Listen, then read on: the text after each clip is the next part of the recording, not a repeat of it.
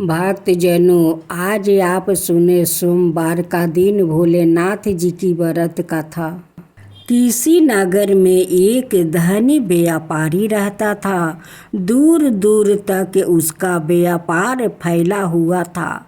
नगर के सभी लोग उसे व्यापारी का सम्मान करते थे। इतना सब कुछ संपन्न होने के बाद भी वो व्यापारी बहुत दुखी था, क्योंकि उसका कोई पुत्र नहीं था, जिस कारण अपने मृत्यु के पश्चात व्यापारी के उत्तराधिकारी की चिंता उसे हमेशा सताती रहती थी।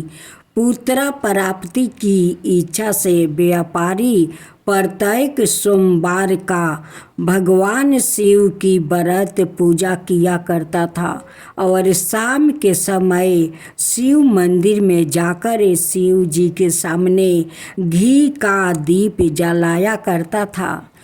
उसकी भक्ति देखकर माँ पार्वती प्रसन्न हो गई और भगवान शिव से उसे व्यापारी की मनोकामना पूर्ण करने का निवेदन किया।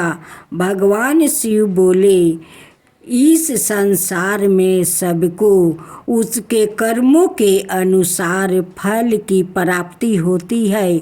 जो प्राणी जैसा कर्म करते हैं उन्हें वैसे ही फल प्राप्ति होता है। शिव जी द्वारा समझाने के बावजूद माँ पार्वती नहीं मानी और उस व्यापारी की मनोकामना पूर्ति हेतु वो शिव जी से बार बार अनुरोध करती रही। अंत माता के आग्रह को देखकर भगवान भोलेनाथ को उसे व्यापारी की पुत्र प्राप्ति का वरदान देना पड़ा। वरदान देने के पश्चात भोलेनाथ माँ पार्वती से बोले, आपके आग्रह पर मैंने पुत्र प्राप्ति का वरदान दे तो दिया, परंतु इसका यह पुत्र 16 बरस तक अधिक समय तक जीवित नहीं रहेगा। उसी रात भगवान शिव उस व्यापारी के सपने में आए और उसे पुत्र प्राप्ति का वरदान दिया और उसे पुत्र के 16 बरस तक जीवित रहने की भी बात बताई। भगवान के वरदान से व्यापारी को खुशी तो हुई, लेकिन पुत्र की अल्पायु की चिंता ने उसे खुशी को नष्ट कर दिया। व्यापारी पहले की तरह सोमवार के दिन भगवान शिव का विधिवत व्रत करता रहा। कुछ महीनों के बाद उसके घर एक अति सुंदर बालक ने जन्म लिया और घर में खुशियाँ ही खुशियाँ भर गई। बहुत धूमधाम से पुत्र जन्म का उत्सव मनाया गया, परंतु व्यापारी को पुत्र जन्म की अधिक खुशी नहीं हुई, क्योंकि उसे पुत्र की अल्पायु के रहस्य का पता था। जब पुत्र 12 बरस का हुआ तो व्यापारी ने उसे उसके मामा के साथ पढ़ने के लिए वाराणसी भेज दिया। लड़का अपने मामा के साथ शिक्षा प्राप्ति हेतु चल दिया। रास्ते में जहाँ भी मामा भांजे विश्राम हेतु रोकते वो ही यज्ञ करते और ब्राह्मणों को भोजन कराते। लंबी यात्रा के बाद मामा भांजे एक नगर में पहुँचे। उस नगर के राजा की कन्या का विवाह था, जिस कारण पूरे नगर को सजाया गया था। निश्चित समय पर बारात आ गई, लेकिन वर का पिता अपने बेटे के एक आंख से काने होने के कारण बहुत चिंतित था।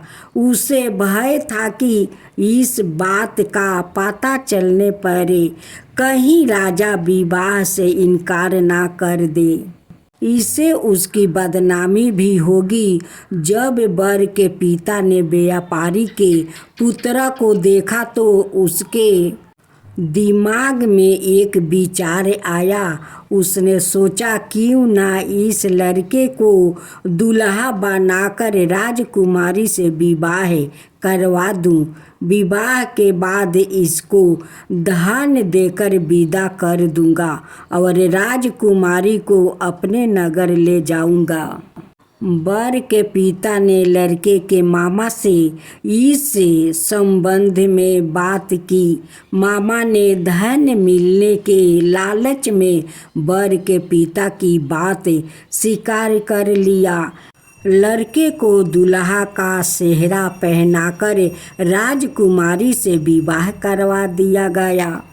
राजा ने बहुत सारा धन देकर राजकुमारी को विदा किया।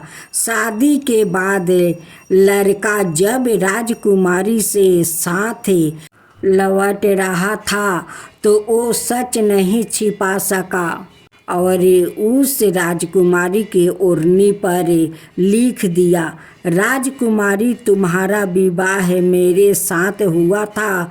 मैं तो वाराणसी पढ़ने के लिए जा रहा था और अब तुम्हें जिस लड़का का पत्नी बनने जा रही हो वो काना है। जब राजकुमारी ने अपनी ओढ़नी पर लिखा हुआ पढ़ा तो उसने काने लड़के के साथ जाने से इनकार कर दिया। राजा को जब यह सब बातें पता लगी तो उसने राजकुमारी को महल में ही रख लिया। उधर लड़का अपने मामा के साथ वाराणसी में पहुंच गया और गुरुकुल में पढ़ना शुरू कर दिया। जब उसकी आयु 16 बरस की हुई तो उसने यज्ञ किया। यज्ञ के समाप्ति पर ब्राह्मणों को भोजन करवाया और खूब अन्न वस्तु दान किया। रात को वो अपने शयन कक्ष में सो गया। शिव के वरदान के अनुसार शयन अवस्था में ही उसके प्राण निकल गया। सूर्य उदय पर मामा मृत्यु के बहाजे को देखकर रोने पीटने लगा। आस पास के लोग भी एकत्र होकर दुख प्रकट करने लगा। लड़के के मामा के रोने विलाप करने के सवर समीप से गुजरते हुए भगवान शिव और माता पार्वती जी ने भी सुने। माता पार्वती ने भगवान से कहा, प्राणनाथ, मुझे इसके रोने के सवर सहन नहीं हो रहा है। आप इस व्याकुत के कष्ट को अवश्य दूर करिए। भगवान शिव ने माता पार्वती के साथ अदृश्य रूप में समीप जाकर देखा तो भोलेनाथ माता पार्वती से बोले, यह तो उसी व्यापारी का पुत्र है जिसे मैंने 16 बरस की आयु का वरदान दिया था। इसकी आयु पूरी हो गई है। माता पार्वती ने फिर भगवान शिव से निवेदन करे उस बालक को जीवन देने का आग्रह किया। माता पार्वती के आग्रह पर भगवान शिव ने उस लड़के के जीवन देने का आग्रह किया। माता पार्वती के आग्रह पर भगवान शिव ने उस लड़के को जीवित होने का वरदान दिया और कुछ ही पल में वो जीवित होकर उठ कर बैठ गया। शिक्षा समाप्ति करके लड़का मामा के साथ अपने नगर की ओर चल दिया। दोनों चलते हुए उसी नगर में पहुँचे जहाँ उसका विवाह हुआ था। उस नगर में भी यज्ञ का आयोजन किया। समीप से गुजरते हुए नगर का राजा ने यज्ञ का आयोजन देखा और उसने तुरंत ही लड़के और उसके मामा को पहचान लिया। यज्ञ के समाप्ति होने पर राजा और मामा लड़के को महल ले गया और कुछ दिन उन्हें महल में राख कर बहुत सा धन वस्तु आदि देकर राजकुमारी के साथ विदा कर दिया। इधर भूखे प्यासे रहकर व्यापारी और उसकी पत्नी बेटे की प्रतीक्षा कर रहे थे। उन्होंने प्रतिज्ञा कर रखी थी कि यदि उन्हें अपने बेटे की मृत्यु का समाचार मिले तो दोनों अपने प्राण त्याग देंगे। परंतु जैसे ही उसने बेटा के जीवित वापस लौटने का समाचार सुना तो वो बहुत प्रसन्न हुआ। वो अपनी पत्नी और पुत्रा के साथ नगर के द्वार पर पहुंच गया। अपने बेटे के विवाह का समाचार सुनकर पुत्रा वधू राजकुमारी को देखकर उसी की खुशी का ठिकाना न रहा। उसी रात भगवान शिव ने व्यापारी के सपने में आकर कहा, हे ब्राह्मण, मैंने तेरे सोमवार के व्रत करने और कथा सुनने से प्रसन्न होकर तेरे पुत्रा को लंबी आयु प्रदान किया है। पुत्रा की लंबी आयु जानकर व्यापारी बहुत प्रसन्न हुआ। शिव भक्त होने और सोमवार व्रत करने से व्यापारी की सभी मनोकामना पूर्ण हुई। इसी प्रकार जो भक्त सोमवार का विधिवत व्रत करते हैं और कथा सुनते हैं उनकी सभी इच्छा पूरी होती है।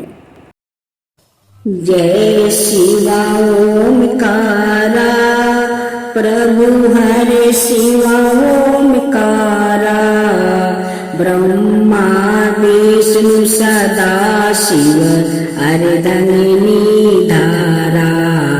ओम जय शिवा ओमकारा, एकानन चतुरानन पंचानन राजे, शिव पंचानन राजे। हंसासन गरुड़ासन विषवाहन साजे। ओम जय शिवा ओमकारा, दो भुज चार चतुर भुज दस भुज अति सोहे, तीनों रूप निरखता त्रिभुवन जन मोहे। ओम जय शिवा ओमकारा, अक्षर माला बने माला मुंडी माला तारी, चंदन मृग मद सोहे बोले सुभिकारी। ओम जय शिवा ओमकारा, श्वेतांबर पीतांबर गंबर अंगे, सनकादिक बरे मादिकी भूतादिकी संगे। ओम जय शिवा ओमकारा, करके मध्यम कमंडल चक्र त्रिशूल धरता, जग करता जग भरता जग पालन करता। ओम जय शिवा ओमकारा, ब्रह्मा विष्णु सदा शिव जानते अविवेका, प्राण बचर के मध्यम याहे तीनों एका। ओम जय शिवा ओमकारा, तीर गुण शिव जी के आरती जो कोई नर गावे शिवा जो कोई नर गावे कहत शिवानंद स्वामी मन भजत शिवानंद स्वामी मन वांछित फल पावे। ओम जय शिवा ओमकारा जय शिवा ओमकारा।